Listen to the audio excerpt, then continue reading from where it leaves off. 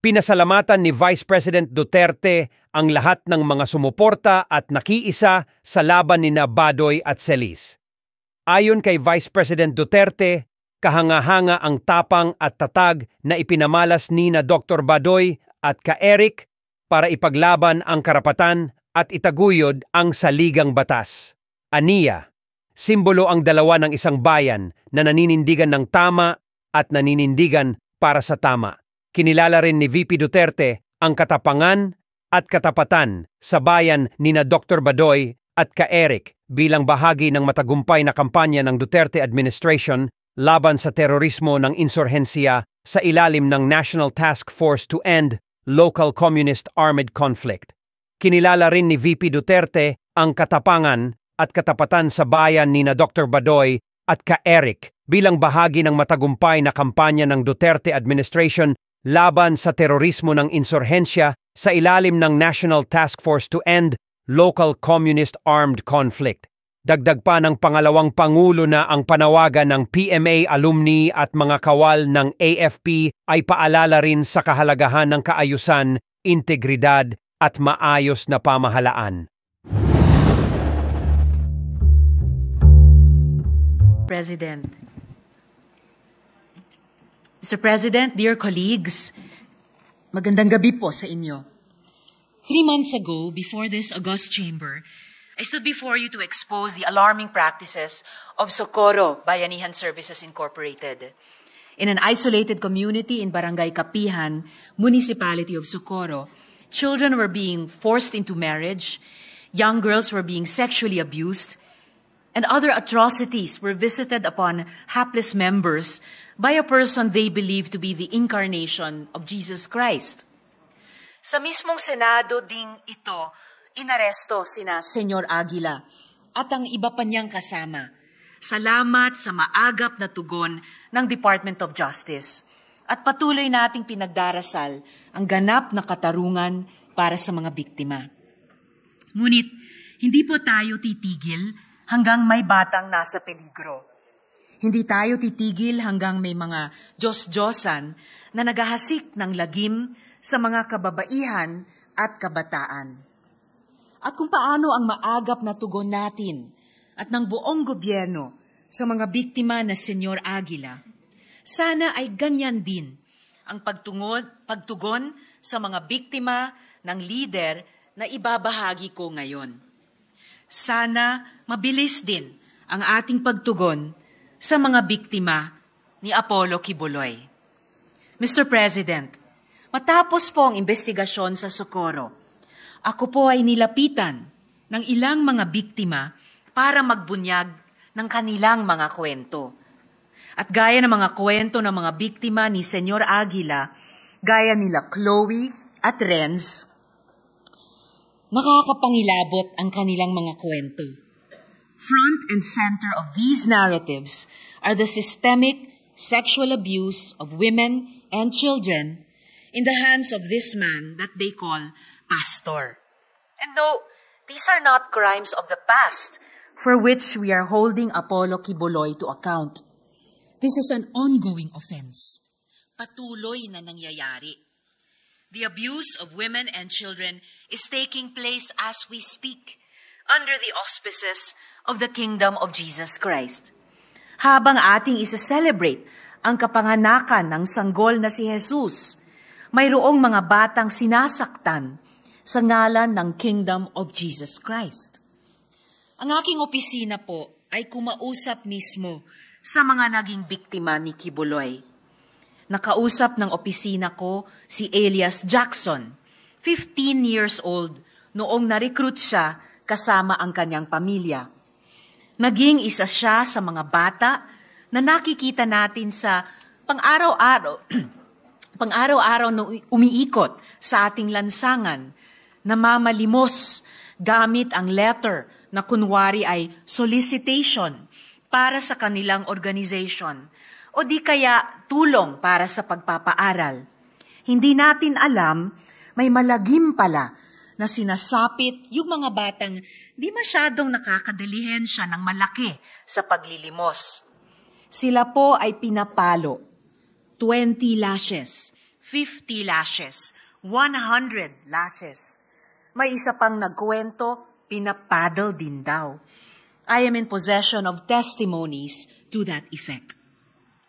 Mayroon din pong isa, menor de edad din, pagkatapos lang na makipag-date kasama ng isang babae na natural na ginagawa ng mga teenager, sinabihang iuuntog paulit-ulit ang ulo sa pader hanggang dumugo. Pagkatapos ay kinulong sa Bartolina. Yes, Mr. President, dati po itong miyembro na hindi na nasikmura ang pang-aabuso sa kanya at iba pang menor de edad. Hanggang ngayon, bakas pa sa katawan ng survivor ang mga marka ng pang-aabuso na yon. Nung umalis siya sa poder ni Quiboloy, nakabalik siya sa pag-aaral at ngayon ay may sarili ng pamilya. Ngunit habang buhay daw niya, bitbit ang alaala ng panahong iyon. He was just a child, Mr. President. They were all just children. Mr. President, madami pa po kaming nakausap na naging dahilan kung bakit naging buo ang desisyon ko na isa lang itong isyung ito sa ating Kamara. My office is in possession of an affidavit detailing the sexual abuse inflicted by Quiboloy himself on a minor. My office is in direct contact with a woman who, while not a minor when the sexual abuse happened, lives with the trauma it has brought and continues to fear for her safety. May nakausap din ang aking opisina ng mga preacher na naglahad ng iba pang mga krimen ni Quiboloy. Paano siya yumaman at paano niya tinatago ang kanyang yaman. These patterns and practices are persisting as we speak and sustaining his other criminal activities. Hindi lang po sa Pilipinas ang mga krimeng ito, kundi sa iba't ibang bahagi ng mundo. The international breadth of Apollo Quiboloy's criminal activities is truly astounding. Let us end this outrage, Mr. President. Let us save those children. Let us hold space for the victims who cower in silence and live in fear and hope that they find their voice and their power. Salamat po. Salamat kaayo, Mr. President. Employees ni Light and Sound contractor yon, malilipat yon dun sa producer? Because based on the earlier statement, the producer is the employer. Earlier in the general discussion on the definition of who is an employer. That's why, Mr. President, I'm clarifying. Well, it is still the supplier who will pay. It will still be the supplier who will pay for the contribution, Mr. President. Not the producer. Movie producer, Mr. President.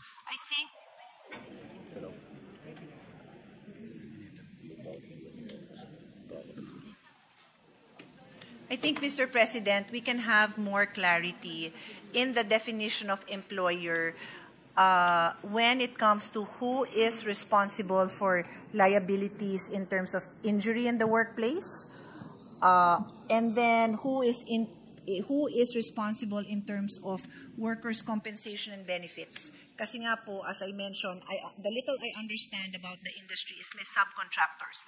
And there's already an employer-employee relationship with the subcontractor and their employees.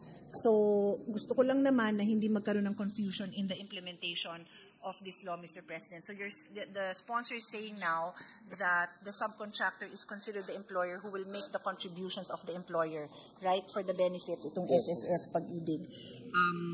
But earlier, when we talk about liabilities,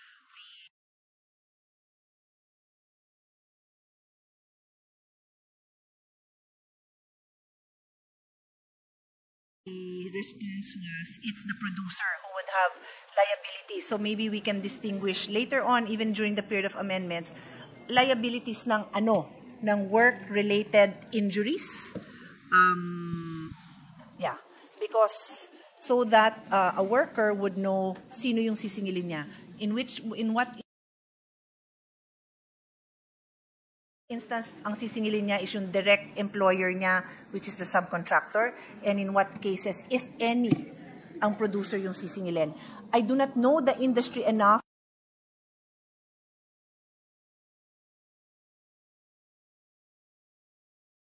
to imagine all those possible scenarios, but there are scenarios which I feel we need to visualize so that strong ang batas natin, Mr. President. Yes, Yun lang Mr. naman. President. We will specify it during the period of amendments, Mr. President. Or I'm more than happy if the resource persons would like to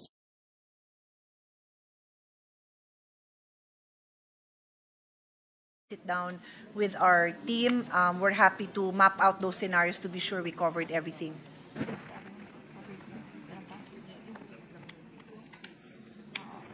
Mr. President, that's all for today. Thank you very Thank you, much Mr. for your President. patience. May I just say that His Honor has always been welcome. very gracious and patient.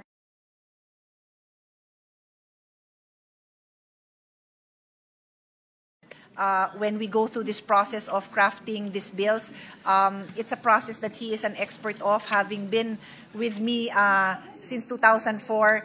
I know it can be tedious, but His Honor is very used to this.